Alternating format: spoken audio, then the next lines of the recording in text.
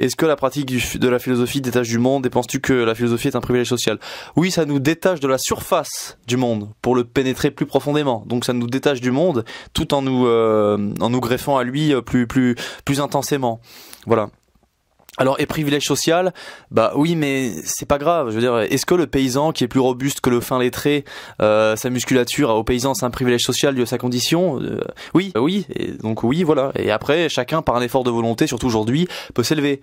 Aujourd'hui, Michel Onfray, c'est un fils de paysan. Il a pu étudier. Aujourd'hui, les fils de paysans, ils sont sur Internet. Ils peuvent s'ils veulent, mais ils sont pas.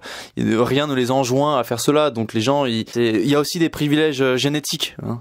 Si t'es un fils d'ouvrier, de paysan, que t'es hyper intelligent, que t'as un QI à 240, bah tu vas devenir mathématicien galbé, philosophe galbé, ou tu vas devenir un mec très cérébral. C'est un privilège génétique aussi. Il y a forcément des privilèges. Et t'as aussi des bourgeois qui sont simples d'esprit. On pourra jamais mettre tout le monde sur un pied d'égalité. Le monde n'est pas une équation mathématique parfaite et sérieuse. Donc voilà. La philosophie peut être relativement un privilège social. Au pire, c'est pas grave. Et même pas, vraiment. Les gens qui s'intéressent à la philosophie, c'est des gens qui sont faits pour ça. Si t'as jamais entendu parler de philosophie parce que tu vis dans une grotte, c'est dommage pour toi, mais qu'est-ce que tu veux que je te dise? As-tu des animaux de compagnie? Ouais, j'ai lui. Il s'appelle Gros Mignon, Ballotin, tout mou. Alors la compatibilité MBTI des ENTP. Ça dépend. Pour les relations intenses et brèves, prends-toi des ENFP, des ESTP, des meufs, enfin si t'es un mec, des meufs extraverties et vives, qui peuvent coucher, tu vois, sans trop niaiser. Mais pour une relation longue, si t'es un ENTP, il te faut quelqu'un qui ait le souffle long, des INFJ, des introvertis et des planificatrices, des I et J. Si t'es un ENTP, prends des I et J en première et dernière lettre si tu veux une relation longue. À quand ton livre sur la galbe? Il est presque terminé, je retape les derniers chapitres. Le dernier chapitre, c'est le manifeste du galbage. Voilà. Donc ça sort bientôt. Je sais pas en quoi je vais le sortir. Kindle, sur un site à moi directement, ou si jamais j'ai un vrai éditeur qui me propose, ça sera plus compliqué. J'ai quelques contacts, on verra. Mais il est presque fini, il est presque terminé. Le couple traditionnel, mariage ad vitam aeternam, marque-t-il l'affaiblissement de l'amour et sera-t-il aboli dans ton monde post-philosophique? Tout ce qui se construit sur le long terme marque l'affaiblissement de la passion amoureuse.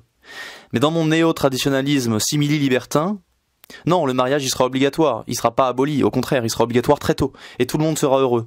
En tout cas, la dose de malheur sera moindre que celle qu'on connaît aujourd'hui. Et pour endiguer l'ennui du mariage, parce qu'on va pas se mentir, même chez les gens qui sont très traditionnalistes et tout ça, quand t'es marié avec quelqu'un, au bout d'un moment, tu le désires moins, voilà, c'est comme ça, il fait partie de ta famille, mais t'as moins envie de coucher avec, de faire des dingueries, de faire des folies. Donc, pour endiguer l'ennui du mariage, on apprendra académiquement aux gens à devenir libertins. D'accord?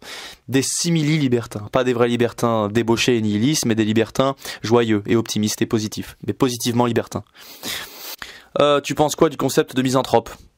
On est tous un peu grincheux parfois. C'est pas dramatique et je pense que c'est très variable. C'est pas vraiment théorique, c'est émotionnel. Moi, les gens qui disent qu'ils détestent les humains, qui ne croient plus en l'humain, que l'humain est l'espèce la plus immorale, pour moi ça veut rien dire. On sait que les humains font des choses exceptionnelles, en bien ou en mal, c'est tout. Donc le concept de misanthrope, j'aime bien la pièce de Molière, mais j'ai rien de plus à en dire. Ça m'arrive d'être extrêmement misanthrope, mais parfois j'ai des élans d'euphorie et je ne le suis plus. Que fais-tu de ta vie quotidienne, ton travail, tes activités extrascolaires, you know what I mean?